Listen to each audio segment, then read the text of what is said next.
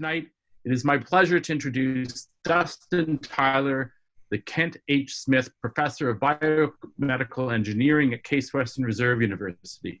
Professor Tyler is the director of the Human Fusions Initiative and of the Functional Neural Interface Lab, and associate director of the Cleveland Advanced Platform for Technology Center.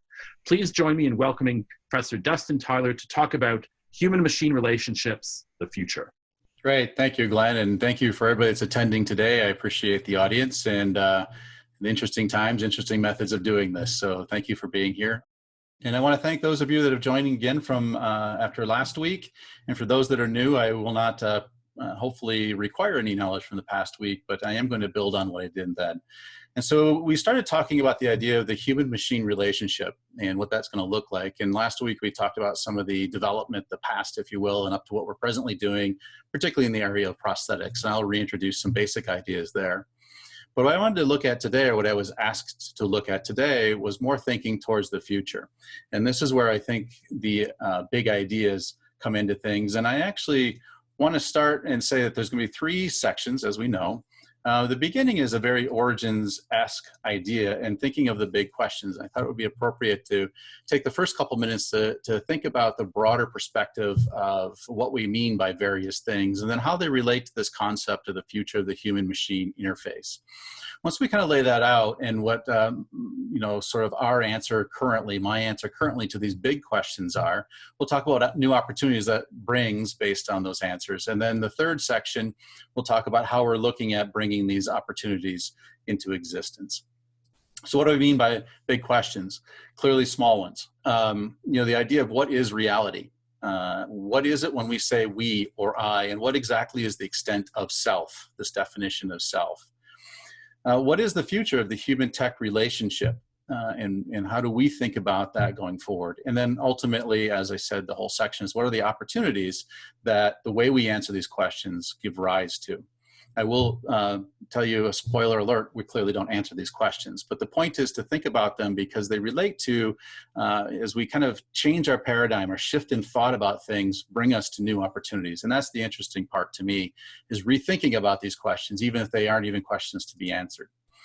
So let's think about the question of what is reality. This has been a question from the beginning of the time of Plato and even the allegory of the shadows on the wall, shadows of the cave.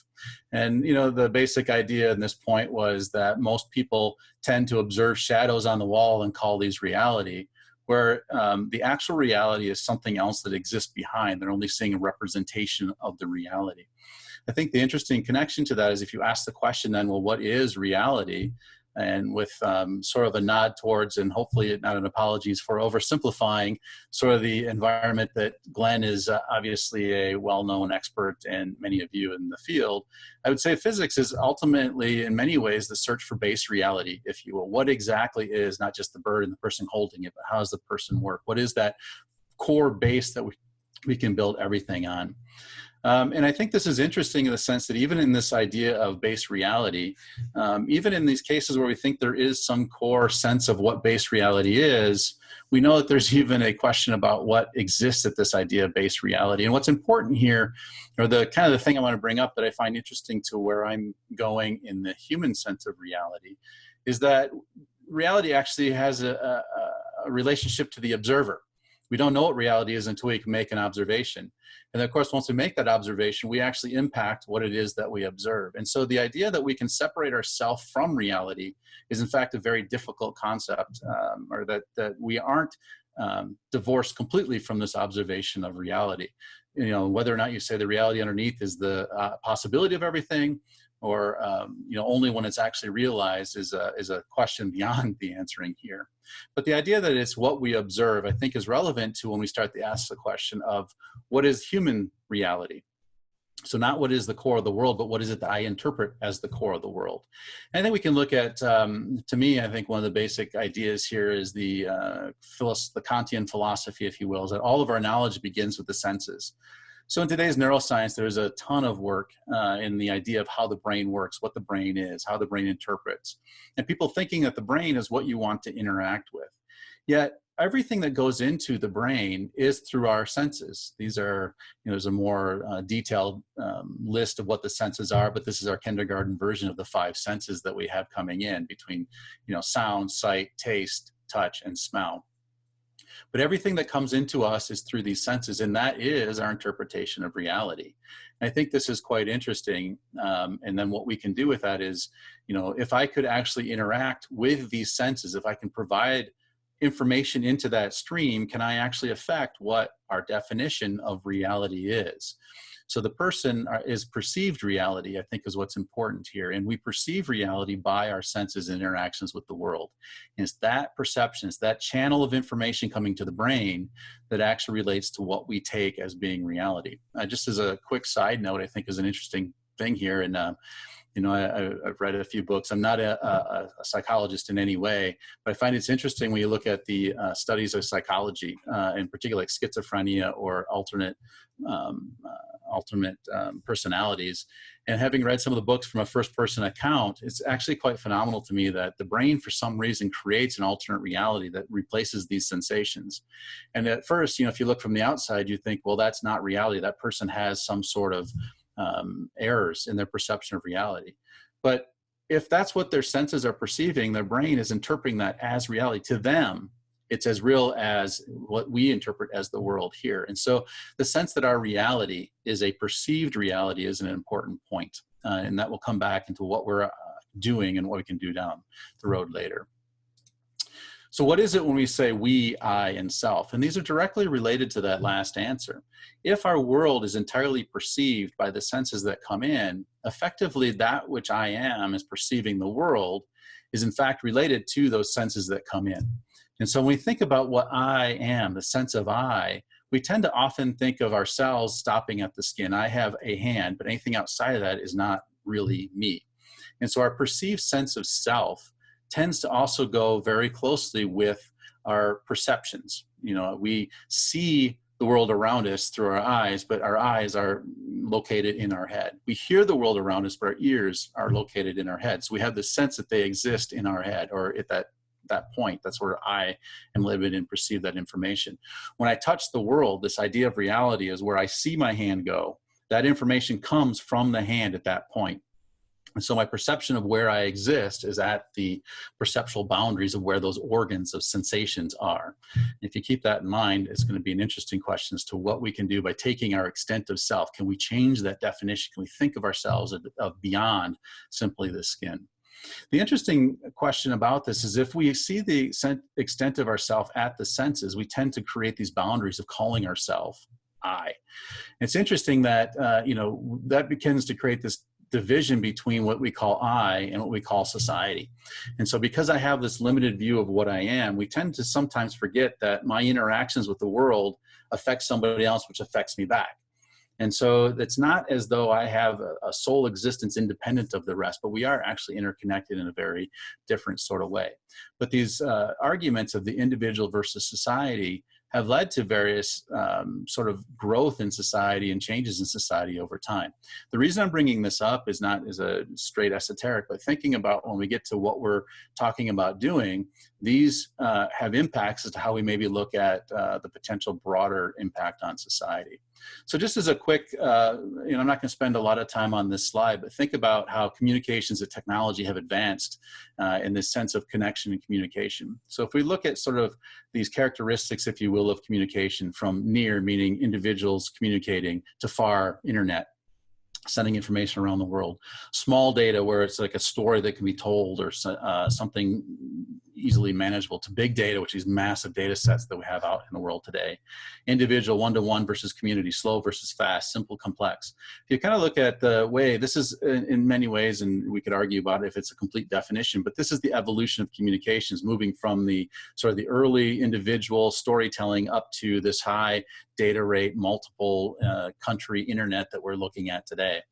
but it also tends to migrate. And Val Harari, in his book Sapiens, talks about how the fact that as we begin to communicate further, we get different communication schemes. We go from tribal locations where by story alone, we can only maintain 100 people in any sort of cohesive way. But once communication expands, we can build out to larger communities, to the city, to the state, to national. And I would argue that as we've gone from individual communication to maybe written word and out to the internet, et cetera, we're moving from these tribal, city, state, national, and global. And we're kind of in this interesting debate of that now. And also as technology's changed, it has mirrored our societal eras and our tech evolution. So there's a high relationship, I believe, and so I'll posit to you, that how we communicate, the extent of communication and the extent that we can interact with each other has a very direct impact in how far our society reaches and what we can do.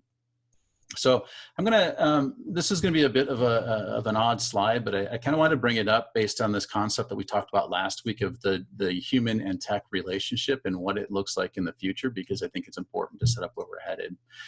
And so I debated about just leaving this slide as robotic birds, but I thought it was a little too out there when I present it this way. I've been thinking a lot about this idea of sort of the robots versus the humans and these arguments that people make of AI being better than human intelligence, and where is the evolution of the human and the idea of technology potentially replacing the human. And I just want to bring up that I think that these arguments, and I think there are great conversations to be had, but I think the arguments are misplaced a little bit. And, there's a list of things here, digital world, computers are digital. The human is inherently analog.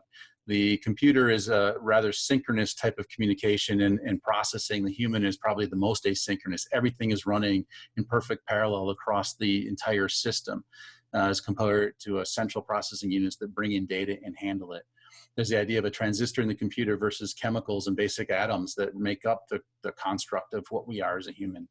Electrical channels moving data in a computer where everything is moved through multiple channels, be they mechanical or electrical or chemical within the human. And ultimately, the most important things, we start thinking broader picture, is that the human has evolved for 2.6 million years or more. I mean, millions of years we've evolved the brain, the system, to handle the environment, to handle the communications to the environment we're doing. Where computers, we have evolved them for one, and to achieve various needs for ourselves. And so we've evolved for ultimately different purposes. The human has evolved for handling reality, for societal connections, for thinking, for innovating, for problem solving, for doing these type of things, where computers have evolved to handle data, to handle mass quantities of data, et cetera. So you start thinking about the purposes of the evolution and how we've come forward, it starts to, you realize that the structures of the brain are not trivial. Somebody that makes there are equivalence arguments of a transistor versus a neuron. And this is really missing the entire point of how the brain is created and it goes forward. And without getting into a lot of the details, of course, down the road, those are great discussions, but not critical here. And so this idea of tech replacing humans, I started to think about this, and we talk about we've built humanoid robots, we're building AI. And this idea of why we would do that, to me, became very interesting. And I think it's sort of the same thing of why would we replace real birds with mechanical birds? What would be the point? What's the evolutionary need for that? And so I think this idea of, robotic systems replacing human systems is a very, first off, homocentric view of things. But it doesn't make sense if you were to expand that into, hey, we should replace birds with robotic systems. It doesn't make sense. In fact, the early days of flight failed largely because they tried to make systems that looked like birds, when in fact we became very successful in using the bird as an analogy, as a guide, as a drive, but not as the solution. And so now we have, systems that fly, that carry people around, that actually built on the ideas of the bird, but the idea of replacing the bird is still trivial and doesn't really make a lot of sense. So the whole point of this to me is that down the road, this is not an idea of we should be thinking about how technology and humans compete. And so thinking about the future of this relationship is not a competitive, right? This is not one evolving to replace the other, but rather this symbiotic relationship. What is it that makes humans and machines work better together? And so ultimately we can think about this. If we start to think about the idea of all I am is a connection by senses, and if I can replace senses by data, is there an idea of being able to put the human in the computer and in the machine? And I think that is well connected to this idea of the brain itself is inherent in the memory, and it's not a digital system becomes an irrelevant argument. So ultimately, to end this little section, what are the answers? Ultimately, for me, you know, what is reality is sort of the Immanuel Kant thing, is reality is whatever I perceive it to be. And that's important for where we're headed. And what I and the self are is the boundary of my sense or perception. And so if I can change that, I might change the extent of who I am and where I am. And so this idea with the machine and technology moves us towards this idea of, a concept of symbiotic, rather than having competitive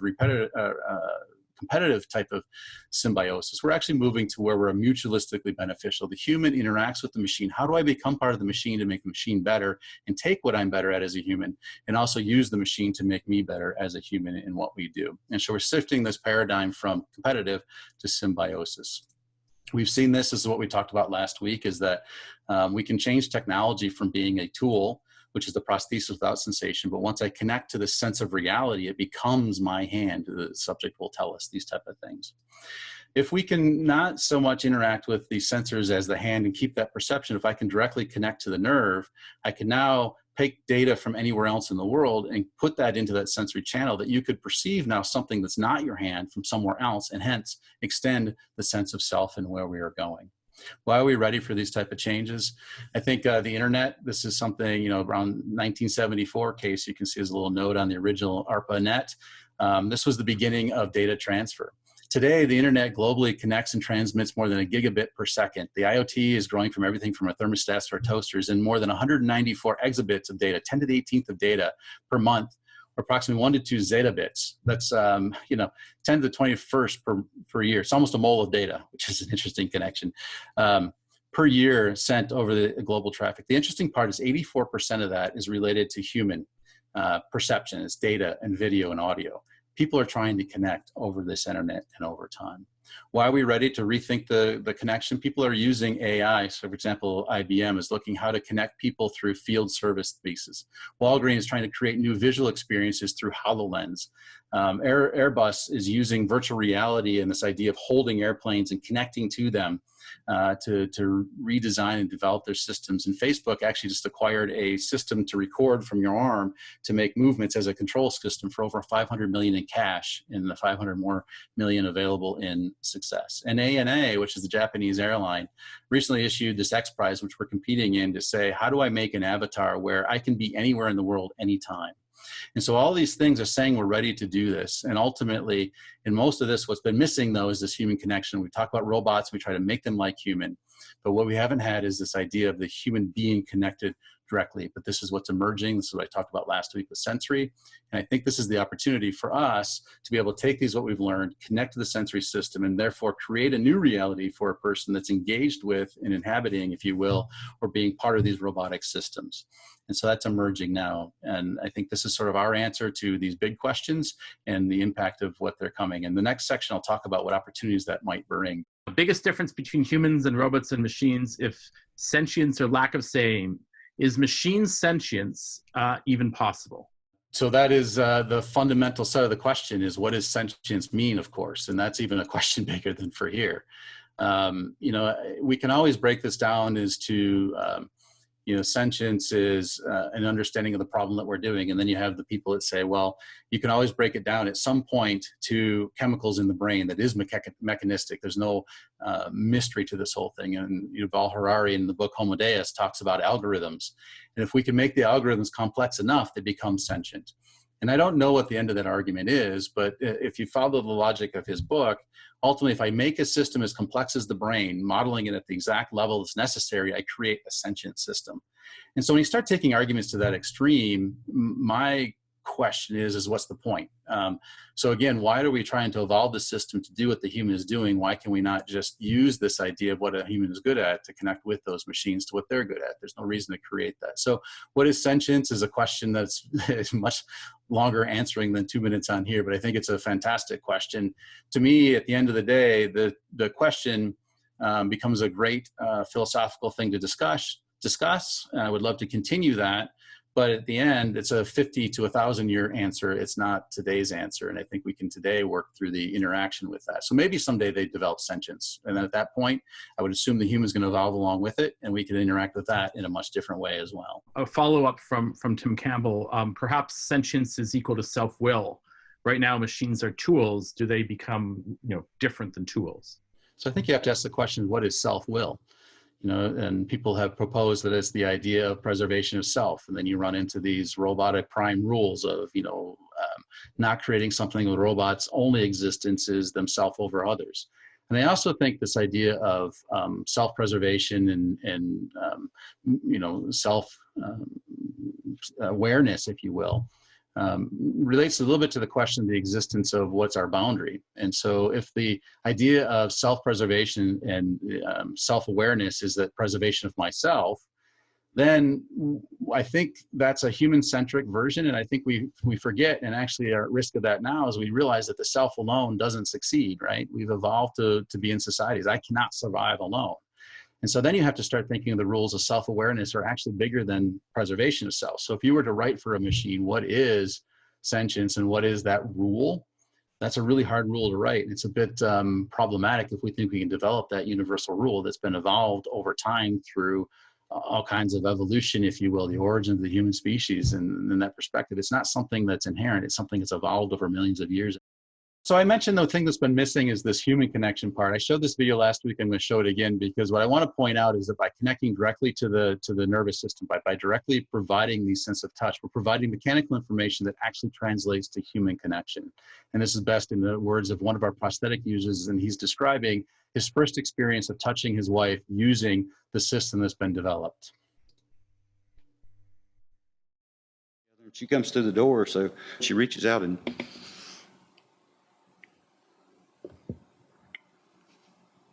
she grabs my hand. And we hugged. I grabbed her arm and I petted it just so I could feel her skin. I was whole. I was complete. This is a tool. When the system's turned on, it's mine. It's my hand. What this system done personally for me, it takes the touch and turns it to an emotional feeling, a physical touch to an emotional feeling. And so to me, this is an important statement of taking what we have ultimately as mechanical information from a device that has a direct connection to the individual. And this is, you know, the interesting part of all this and what the opportunities come from is that data, if you will, what comes from the prosthesis is only stuck on the end of his residual limb because that's where he's using it. That information can come from any place in the world and still be impactful. So if his wife, for example, were across the country and were to squeeze her phone, or he were to do something that she run up against another system there, his arm, that he may be left with her at home, and that touch would happen, that same connection would exist. And so this means that now his sense of self, that idea to connect with somebody else, is no longer bound by where he is at. In fact, we can digitize, if you will, because we know the communications, we're learning the communication to the human system directly. We can actually digitize that experience, the human reality, and bring it over the web and connect them in different directions. And so thinking about this idea of becoming part of the machine by the symbiotic connection, by having this experience of the system actually become our experience, that leads us to lots of opportunities that I want to present to you and tell you about the kind of things we're looking at. Prosthetics is one obvious one in the sense we've been doing that, and that's what really a lot of the beginning of this was. But we think about this much more broadly now. So I'm going to talk about healthcare, and I'll come back to that. I think that COVID-19 brings a very poignant and very important use case that we're actually pursuing. So we think in healthcare broadly. We think in the areas of industrial, military, consumer type of devices in interactions. And we think of in terms of social. So we have three different domains that I'm going to give you examples and broad perspective of these successes and potentially these ideas and what they can do. So we've talked about the medical side with the prosthetics. I'm going to come back to another medical use case in a bit. So let's move on to the industrial, military, and consumer side. So there's several different areas we can think about. One that's fairly evident is removal from harm. So in the military, for example, explosive ordnance disposal is one of the most dangerous jobs out there. We could actually remove the person. So they use robotics now, but the interface to the human is joysticks. They're very rudimentary. There's no connection to what's going on. If we could actually put the camera, make that a VR system so they see the visual field as though they're on the end, and then we put arms, say, for example, like the prosthetic arm that has the same dexterity and capability as what we're putting on people with prosthetics, they effectively could become their avatar, if you will, where they are. And we could remove them physically from the danger of the explosive ordnance, but we could actually put them there mentally in problem solving by connecting.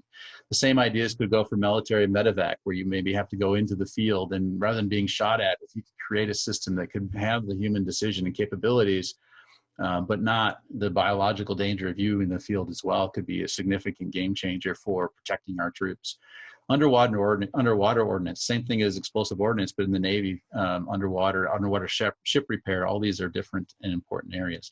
Also think outside the military. If you're rescue and recovery, think of places like Fukushima, or in a burning building, or 9/11, where you need to go in places that are dangerous for you to go, but a robot can't manipulate the total unknown of that environment. If you could go and have the human intellect to problem solve in that system, we can make this as an effective difference. Biologically in hospitable environments, similar idea, right? So there are places like deep sea welding, very dangerous to be, but you need that human touch, that if we could replace that with a robotic system and you working as though you're the robot from a distance. We mentioned Fukushima, disaster cleanup, places that the human is dangerous to go. Chemical factories, right now there's so much of a factory is taken designing for the human, but if we could remove the human biologically, but put them there capability-wise, we could rethink the entire design of a plant. You could have a person inside of a chemical vat rather than the sensors and different ideas. So there's all kinds of different things that we can do if we could put the intellect, the capability of the person there, but not necessarily the person. Space is a classic one. Most efforts in space transfer right now are put in, how do we make it safe for the human? There's the idea of we send a lot of unmanned spacecraft out, but how do we send man out there? One step may be sending man out there virtually through an avatar or something. And there's an interesting idea of equity, which I'll talk about in the next slide, is the idea that, now geographic freedom, if I could work at a distance anywhere, I'm not bound by having to live near something, or maybe in an environment I can't afford or I can't travel. Equality in the sense that we're no longer necessarily, we're the avatar, and it's not really limited from a gender ethnicity. We want to make this available to all. So one of the critical things that this is developed equally. And we're not limited any longer by the physical limitations, such as our age or disability, right? Or strength or gender. If people can interact with the system, but maybe their disability is in a physical disability, that now I can connect to the nervous system in a way that I don't need them to actually move like they need to. I just need them to control the system. The robot becomes their new self. So this now opens up new avenues for people that maybe couldn't work before, or didn't have the strength as the age, and ideas like that. The ideas of Industry 4.0. There's this concept that John Lewandowski is leading at CASE, and this idea of metamorphic engineering. It's a new wave of engineering where, in typical, when you forge, you're moving things and pressing them, but there's little limited control. But imagine if you were the forge and if I were pinching. Now this is 30 tons, and if I were pinching that, but now if I think of it, I feel it like this is a block of clay. And so as I mold as this forge and 30 tons on a steel of metal, I could actually start to manipulate in ways that have the capabilities of the human to totally rethink the way we interact with these tools. In welding, Roger Quinn is thinking the idea of welding and the ideas of this sense of touch that's needed in welding, robotic welding at a distance. Can we implant, or can we move those forward? Thinking from consumer things, what are the opportunities? If basically, if I have an interface that's haptic, now every device becomes haptic. There's a lot of development that Apple and other places are doing where they're trying to make phones haptic. They're trying to make devices haptic. But if it's a data transfer to me to get the haptic side, every device becomes haptic. It's a software upgrade. It's connected everywhere. This is an interesting idea. I talked to an architectural firm at one point where they talk about the environment designed for each individual person and maybe changing for each person.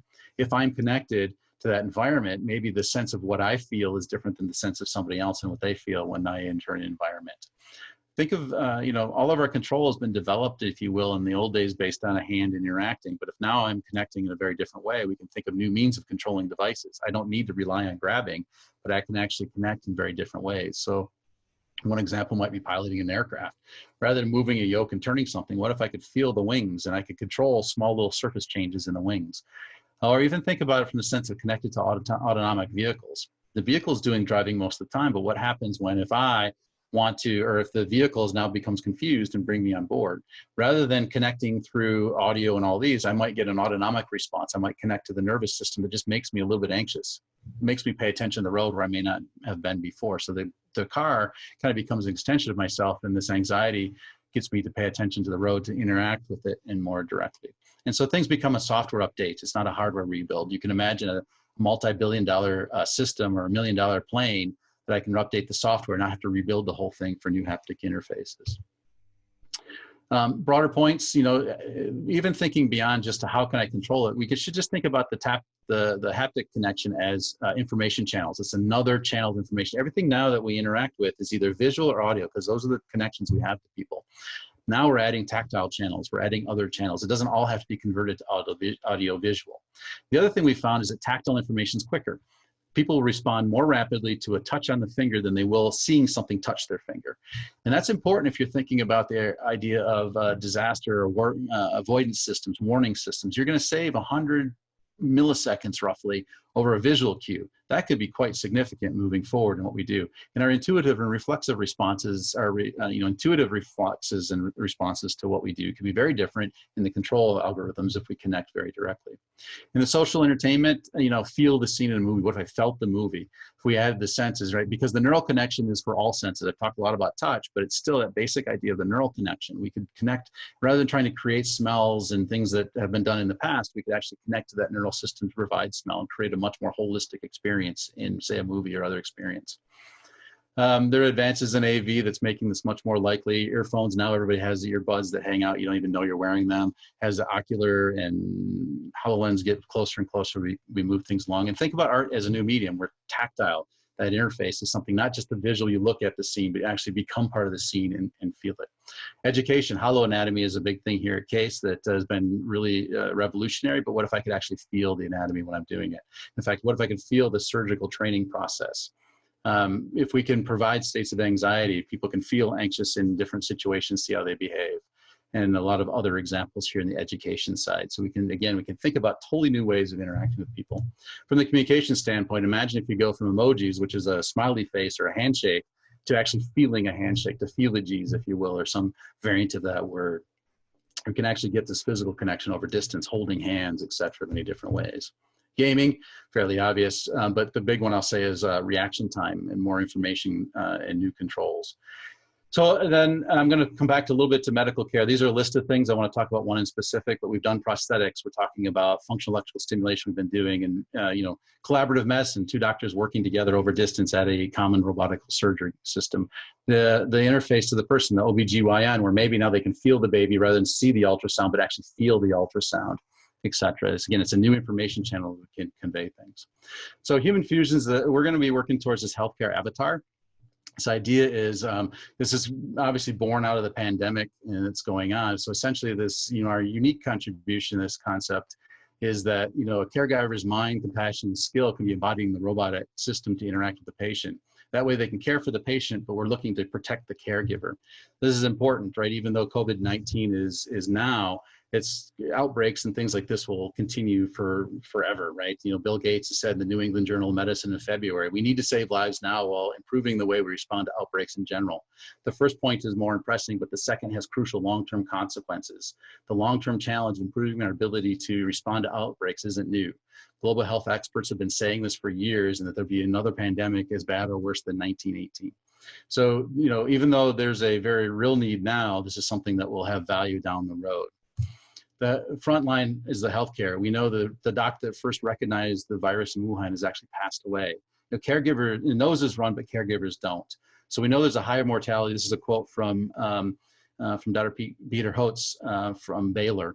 And so that we know that the high mortality in older people, but for reasons that we don't understand, frontline healthcare workers are at greater risk for serious illness despite their younger age. There's nothing more destabilizing than healthcare workers falling ill. We need to protect them. So what are the avatar systems now? They're robots that move along. The problem with this is they can't do things like interacting with the person. They can't do detailed healthcare. They can't actually provide the direct connection to individuals. So robotics alone can't perform simple patient procedures or comfort seriously ill patients. the robotics can't replace the human relationship. And in fact, I talked with a ENT, good friend, ENT surgeon, that was saying, look, even intubating people, that's probably one of the most dangerous situations there, because you're directly looking at the face, in their face with the virus. But it's something that we need to go do. So we need to find ways of not just having a robot walk in and deliver something, but actually connecting to humans. And we think this is an opportunity. And so the medical healthcare avatar is if the doctor could be connected over the network and actually have a system that has a humanistic characteristic, a prosthetic there that can touch the individual, transfer that data back, and then their skills can be used to manipulate the robot to do the activity. They could be physically isolated, but still be there as much as possible. And so at the end of the day, we can create this medical healthcare avatar where you have remote healthcare, remote, operating with the piece. And and I'll end this in saying that, we think about it from the healthcare perspective, but here's the beauty of it, is if you have an avatar that you could inhabit or that you could be part of, while it helps with the healthcare, one of the other really horrible things that goes on is in this isolation, people are dying without their family near them. Dr. Kemi Adobe says, that so often a patient will be on their deathbed, dying alone. And it's incredibly painful to see the suffering of family members who I call from the ICU, hearing the tears, crying with them on the phone because they can't be with that individual. If you have an avatar in there that you can be part of, you could actually be with that person. And so at least virtually, and if you could see, feel, and hold their hand, it still has much better connection than just seeing them in a video chat. So that's a broad idea of how we could change many different industries, the sort of revolutionary potential of making this connection where the human and the machine become one and connect together. And that will also end this section. Great, thank you, Dustin. So again, let me encourage people to type their questions into the Q&A box. Let me start off with a question from Bernice Kleiman. So how might this relate to medical data transfer? Much like the thermometer on the forehead today, perhaps a similar system placed on the forehead to actually connect with the brain to promote immediate medical analysis? So I'm trying to, this is one thing that's hard about not being a live audience, is to get a better sense of the question, obviously. I think there's two different ways of that question. One would be, the measurement system of the thermometer on the forehead giving you a reading of temperature. That, the flip is what's a more complex system to put on the head and get more important data, EKG or EEG, and different recordings from the brain that maybe make other diagnoses.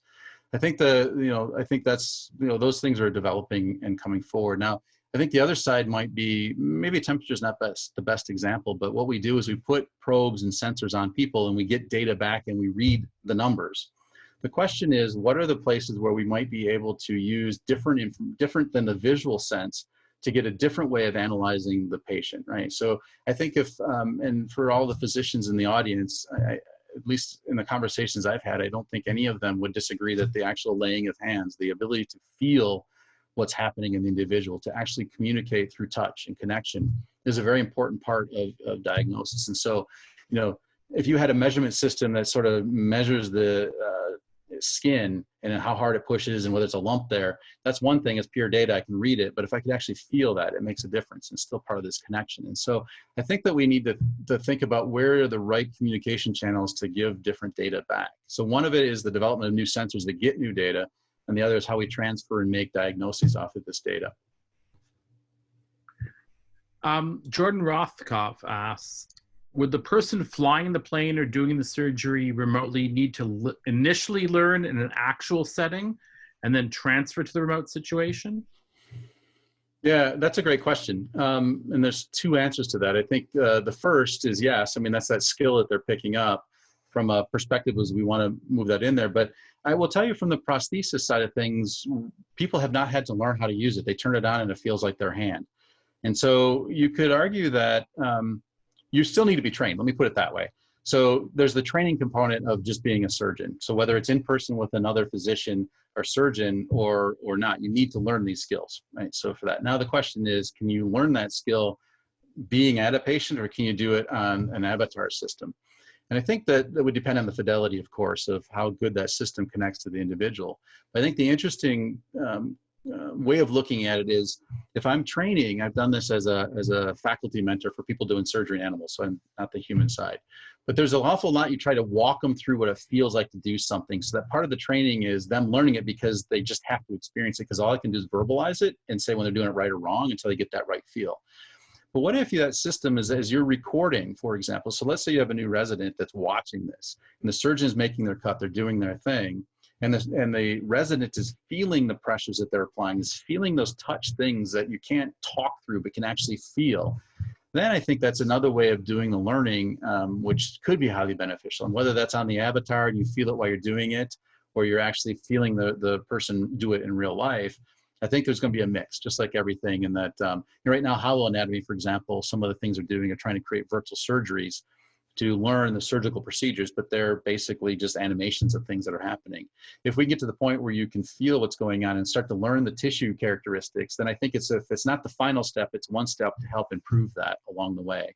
So I'm not convinced yet that it might completely replace it, but I think it has a huge importance in maybe providing better training than what we can do with our current approaches. Great. Thank you. And time to head back to the lecture. Great. All right, so this will actually be a bit shorter, I think, and to wrap this up, but I want to say that, the future is now. Ultimately, I showed this in the past, and I want to talk about what we're doing currently today and building on that is going to, we hope, bring about this vision of the future, if you will. And so I bring this up from the 60s. I showed this last lecture.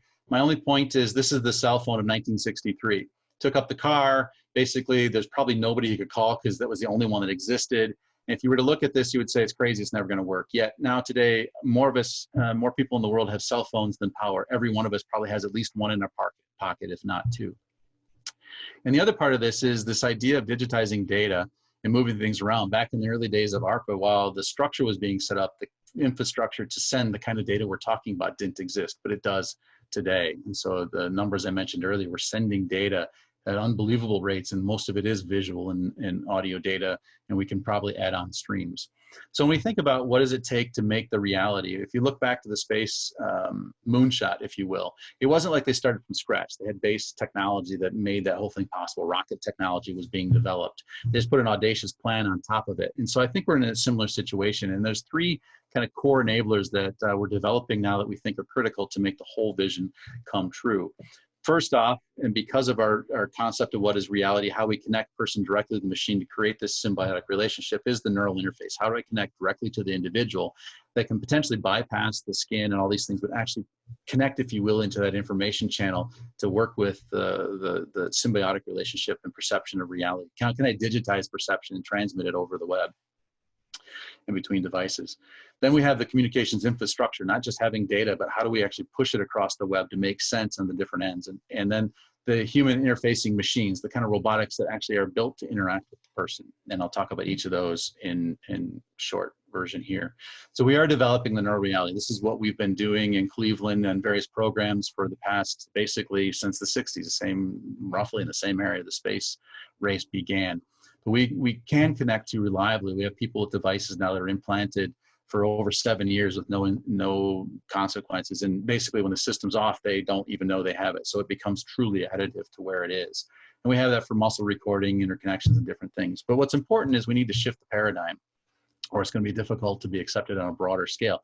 This is a medical intervention. People see this as a medical intervention, and that's not the broad acceptance that we'd want to make this a reality.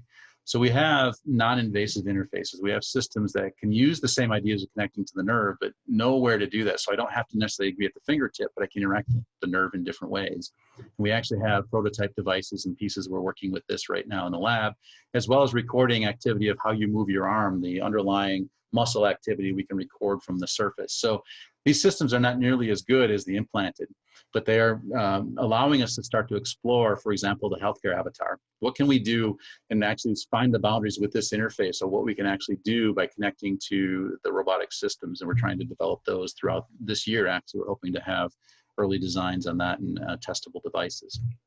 So if we look at the evolution, if you will, of the interface of the human, we have this fully implanted now. I mentioned this last week. This is what we developed at DARPA. This is Bluetooth connected. So ultimately this thing can connect to your phone, and now you're connected to the web. And we have probably the most complex system, according to Medtronic, they've ever built for interfacing to the human. Multiple channels all over the place that we can interface with that and then transmit it to your phone, which then can connect to the internet. And then we have, as I talked before, these non-invasive approaches that we're working towards. But we're also now starting to work on minimally invasive, so like a shot.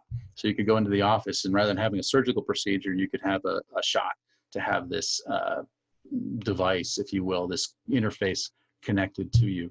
And ultimately, we look like, you know, at the overall, people think about surgery as a, you know, they'll never go. Yet there's a lot of cosmetic surgeries that you could argue aren't necessary, but people will do. It's a very lucrative area. And so what we need to do is change from this scary, fully implantable, big surgery technology to, and this is a tech development thing. It's not the basic science, it's the technology development, to making it more like something the body art. So I input it with a shot, and people have all kinds of, you know, pierced ears and things that are commonplace now. How do we move from a medical device to body art or some sort of cosmetic procedure?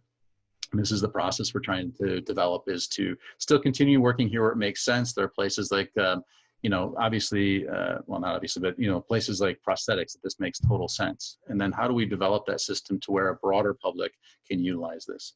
At the infrastructure level, the other thing we're developing is basic driver libraries. And I won't go into a whole lot of detail on this, but open sourcing the connection. Challenge, as you can imagine, is we start making devices that can be connected to humans, and humans that interacting with the nervous system, these senses, in different ways. So maybe ours in one case, if we've been developing prosthetics, but it might be somebody that has a cortical interface they've been developing for one thing, or a glove, or different. If we really want this to work, we need to open it up so it's not proprietary of a one-to-one connection, but we need to find a way of connecting from an individual with any sort of interface they have that gets this sensory data, this routing of sensory human experiential data, puts it in the web in a basic way that's open to all, and it can be interpreted at the device on the opposite side in such a way that it can be used to manipulate that object. And so we are developing, so in the net itself, we have to develop, we're just getting to the point with the internet that can make this possible. And the reason for that is human experience is very dependent on latency. So one of the critical things to make this happen is if I have a visual cue here. So let's say, for example, I've got a HoloLens at something over a hand on this side of the world, somewhere else in the world. This is being transferred back to my visual system. So I see what maybe that prosthesis or that robotic system is doing. When I see it touch something, I need to have that data within a 50 millisecond window. Otherwise, it's no longer collated, right? I don't feel that as a realistic experience. And then once I make a decision to move this robotic system, to move my hand, if it takes longer than 100 milliseconds for that hand to move and me to get feedback, then it no longer is connected. I can't be part of that system. So latency and reliability connection is very important. And so as we get to 5G and the new communications, we're starting to get that sort of capability in the internet. We need to have reliability and synchrony. Visual and synchrony. You know, I'm sure many of you watched the movie when the lips get out of sync. Maybe mine are now with the Zoom world. Once the audio gets out of sync with the visual, it becomes a very jarring experience for people. So it's really important that data, maybe sent over multiple streams, are communicated directly in the right time course to the individual. So these are some core internet pieces that have to happen, as well as then the basic protocols and the infrastructure software to make this happen. We are working on developing a core open source driver library that can make these connections in a universal data language sort of way. We take from what a human experiences in general and convert it to a generic language that can be then translated into machine and conversely. And then the human interfacing machines. We need systems that, you know, understand and work with the human. So how do we manipulate so the human can control it? What do we rethink about this? And actually, you know, thinking of a healthcare avatar, it's not just a robot. I mean, if you were an avatar in the room, so if the doc was working, and then half of the systems that exist robotically come in as big metal hunking things, it's not very convenient to the patient. So we need to think about then, what does this avatar look like? What's the phenomenology? What's the existence of the human in this experience with the robotic system? So just being in there and coming and doing a procedure is not creating that connection, not on your side as the person in the avatar, but also the person that's receiving it on the other side and interacting with it. And then we mentioned earlier, you need to rethink this experience completely, is how I control systems. We think about them from how I manipulate switches, dials, and wheels. If I actually now can think about moving my hand and something will happen, how do we interact with that? We had some examples of that earlier.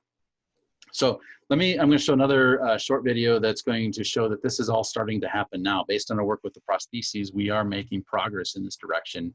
And this isn't pipe dream, this is realistically early days. Researchers at the Case Western Reserve University and the Cleveland VA Medical Center have developed advanced prosthetic systems that interface the nerves of people with limb loss directly to their prosthetic hands. Through this system, the patient can intuitively control the prosthetic hand and feel touch from the hand. I have sensation all the time from my intact hand. This sensation is a little different, but through the use of the system, I have accepted it in my mind that it's my natural sensation from my left hand. Now, recent research is expanding the limits of the technology and making it possible for people to intuitively control and feel robotic devices that are anywhere in the world. Using the particular hand we were using, the Deca hand, it's stationed in a separate location, and I receive stimulation feedback, and I have intuitive control of the device no matter where it's at. It could be the next room, the next state. Obviously there's cameras set up in that location where I can have visual feedback. Having stimulation when I'm doing certain tasks gives me the ability to know that I'm in contact with something, even if I can't exactly see it.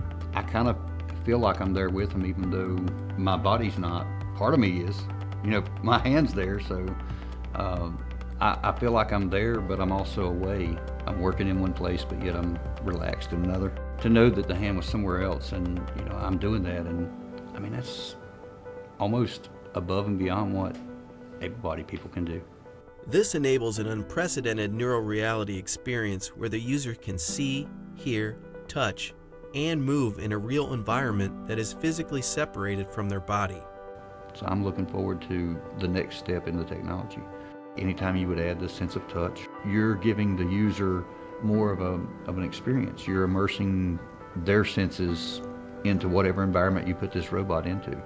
The Human Fusions Institute is pushing the limits of virtual immersion with advanced robotics, movement tracking, and more natural sensory feedback. This technology could revolutionize telemedicine and robotic surgery, increase the safety of military personnel and first responders, and redefine the gaming and entertainment industries. The Human Fusion is about bettering humanity, not just a person making them better or anything. It's about the betterment for everybody in general. So just to finish then, what is it that we need to do to make this happen? What comes together? We've talked a lot about the technology. How do we do it? Not unfortunately, but that's a very, very small part of the overall question of what we need to do as a bigger group. We should ask the ethical questions. This came up last week in some questions by emails I've had. Not so much what we can do, how do we do it, but should we do it? What are the ethical considerations? And once we assess that, how do we manage that? How do we make sure we proceed in an ethical manner? We think about this in the beginning, not later when we can't fix the problem. And then how do we, in that ethical, regulated world, how do we actually move this out there? How do we create this paradigm shift in consumer and different marketplaces? And then what are the societal impacts, right? And then obviously this is a cyclic loop. So we want to address all of this. This is a multidisciplinary solution that involves everybody. This is why these ideas of talking to people across these areas are really important in this ideas of origin. We have been working with different groups on campus. I won't give any details of this. It's not important, but the idea is coordinating all the different centers around campus, different institutions that we've worked with, from other universities to corporate partners to government, to all the schools up at the university here, and thinking across these three pillars that we've talked about. They all need to come together. Where are we at in sort of the translational progress? Basically there's many patents and international patents related to this work that we've been developing, which is important to move it forward. There's many more out there from partners that have to be put together in various ways. And then we've done significant work. You've heard a lot about this in terms of prosthetic technology, but developing the avatar is another thing we're doing now. It fits in the strategic plan for Case Western Reserve University.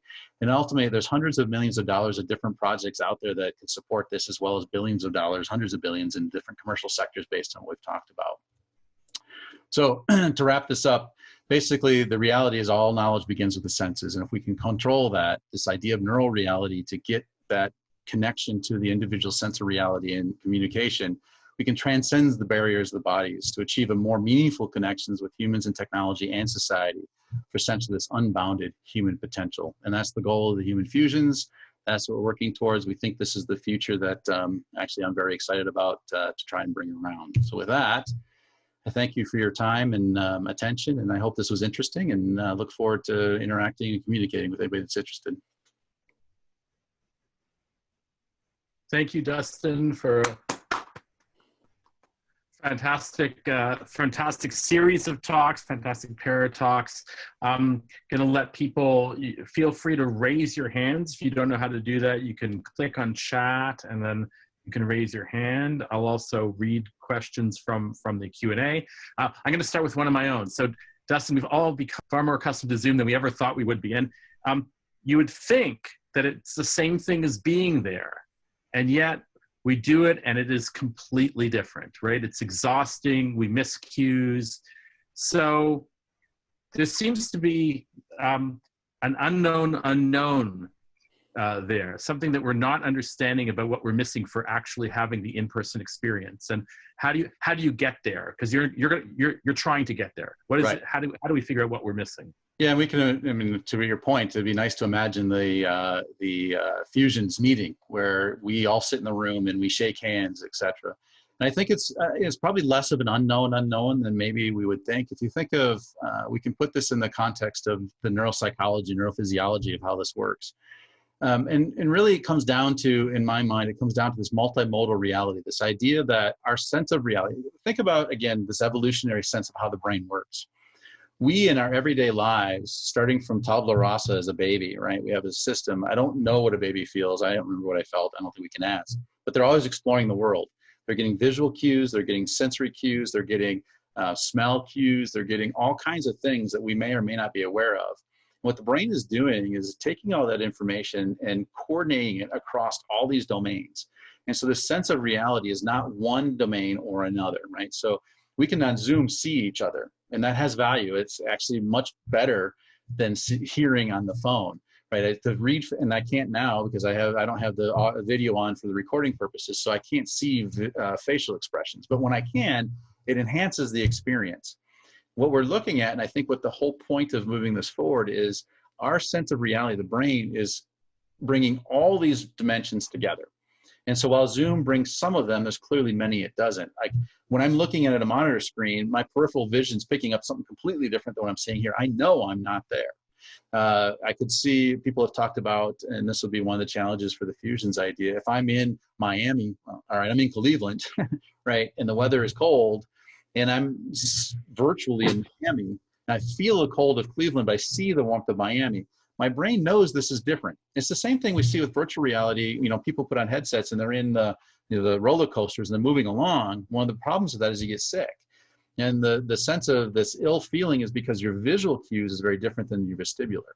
So to move this along, it's not just the sense of touch. And often, that's where we are right now, the whole idea of Fusions is this neural connection to get all of the senses. The more we get of this sensory input, the more coordinated we get all these streams of information, the more realistic this becomes. And even thinking, and I'll finish on this with the Zoom, I'm looking at a flat screen in front of me and I can see whoever pops up on my screen. If I were in a room with you, I'd have a VR set and I'd turn my head to the right and you'd be there. And I'd hear you from that side of my head and you'd be over here. So the more that we can get these multiple streams of information queued together, then the more realistic those experiences have become. And that's, again, the critical part of what we develop for technology, as well as the internet infrastructure to make sure all these things are coordinated in appropriate ways. So Zoom is a process. We're getting there. And I've been on multiple calls where the audio starts to glitch. Okay, I know that's not real, right? That's just not what happens in the real world. So there is obviously a lot to do. Those are the challenges, but that's, I think, part of the thing that is holding us back right now is we've got to address those things. We have to understand that. Great, thanks. So I'm going to read one question, and then we're going to go to Bernice, who I think is the first hand up. So the question here from Tim Campbell saying, health avatar is a great idea with the avatar and the worker kind of, feet apart. Space avatar sounds like a great idea, but how do you deal with the time lag? You mentioned 50 milliseconds. That's about 15,000 kilometers. So how do I work with something that's up on Mars or on the moon? Yeah, so it's always a good thing with the Mars and moons in particular, right? So run this before you kind of think if everything's perfectly at the speed of light, and 100 milliseconds is a good kind of boundary with some of the experiments we've done. you're kind of, and this is all back of the envelope calculations, but your distance is somewhat orbit of Earth type of thing. If you start to lag, and this is a really critical question, is what is the boundary by how far I can extend? Then it becomes problematic that connection of reality becomes different. And so that's a very valid point. It's not possible right now for somebody to be on a moon lander system to be operating from Earth in a real-time, I feel like I'm there environment. And so I think that we have to assess then some questions as well, which maybe that's not a reality, but it doesn't mean we've lost everything. For example, when I think about the real-time control of even my own hand, and I'll connect these in a second, right? When I go to pick up an object, so the object on the table here, if I reach for it, I am not at all thinking about the microcontrol of each muscle in my hand. There's a lot of things that are happening in loops that I'm not in control of. And so the robotics group here at CASE and people we work with think about what's local control of the robotic system versus more executive control that I might have at the interface. And so that may be one way of dealing with the lag. Now, if it's not feeling like I'm there, you have this connection of this idea of disconnection. And I don't know the answer to that other than it's clearly real and we have to figure out what is the next best thing. But even in that case, I still puts me, if I were in a low lunar orbit, I could put something down on the surface of the moon in what I've already developed as the capsule I know I'm safe in, and maybe still explore the moon in different ways. So I think we have to start thinking, it's a very good question about the gaps, how far we can actually make these communications work. And then we either, how do we work that, or how do we come up with new systems where maybe that delay is handled differently, where I personally rely on autonomy at a distance someplace. But for example, if a robot, a lunar thing, for example, on the moon, Mars is a whole nother story, but the moon is maybe close enough, the lag's not too bad. It starts to move, but it warns me when it doesn't know what to do.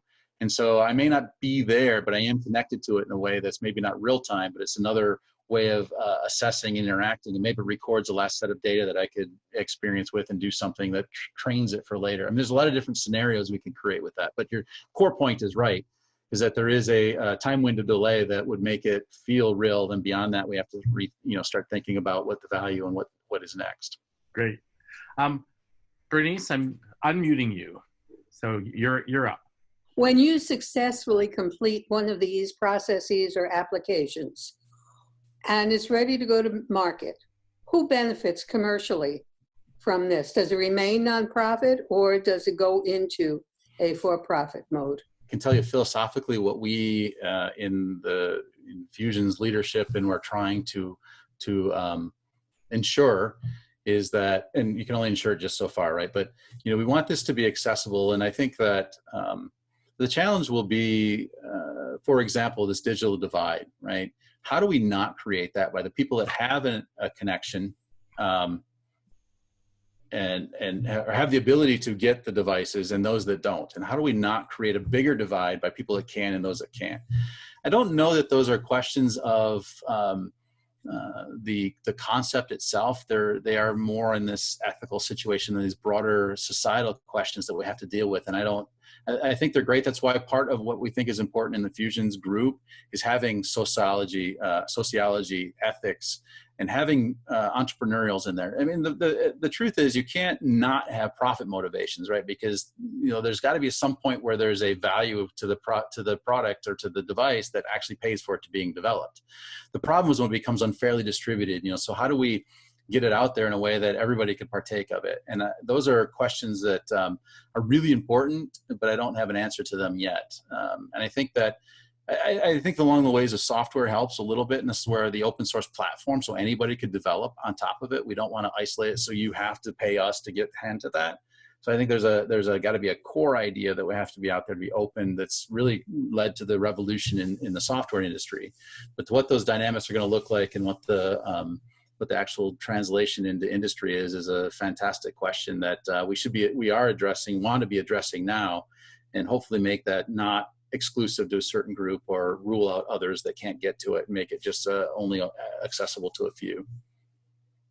So that brings up a similar, related question. How is this research funded? Yeah. So the bulk of the funding has, because it's been through prosthetics, most of the work so far has been through both the VA, which this is a really important thing for the VA, as well as DARPA, who has put in a lot of money for developing basically return, the quality of life to the wounded warrior. And so these have been the big motivations to get us to where we are, financially speaking. We are getting, we're looking for funding on the Avatar, for example. That project is unfunded in the sense that it's a prize. We are looking at different places where the use cases, for example, in the EOD, in the military, and these, we're looking to make connections there that will see the value add to this. And then NSF has a lot within the area of cyber physical systems that we're working towards and applying different directions, as well as there's the Engineering Resource Center opportunity that's this year we're putting in to fund this. So we've had 30 million related to really development prosthetics, as well as basic neural interface stuff that goes for spinal cord injury and other medically necessitated things. We're looking to continue that development in other areas as well. Great. So here's a question from Ed Weber, and I'll broaden it a little bit. Has there been any significant or serious concerns expressed about this from the theological or philosophical point of view?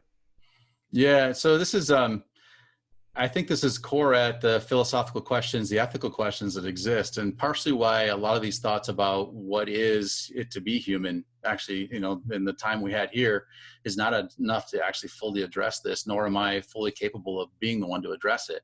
But as a group, we need to look at that. Like, what are your basic rights of data, even, for example? What is you? If, we already have privacy issues and these sort of, and I know this isn't theological, but we have these ideas of what is my data, not my data. And this is a really relevant area now.